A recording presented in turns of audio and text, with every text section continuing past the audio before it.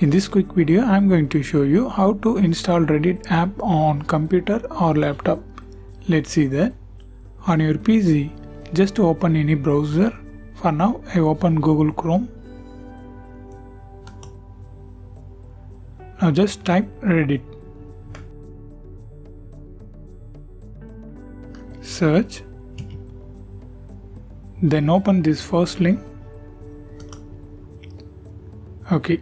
Here you don't need to log into a Reddit account. Here on the top right, you can see this option. Just click that. Then you can see this pop-up. Just click install.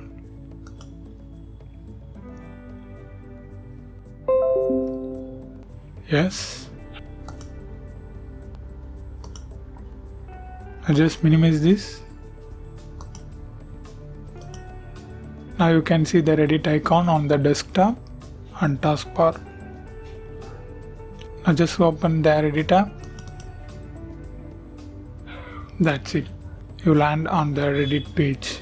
After this, you can just log into a Reddit account and you can usually use the Reddit chat, whatever it is.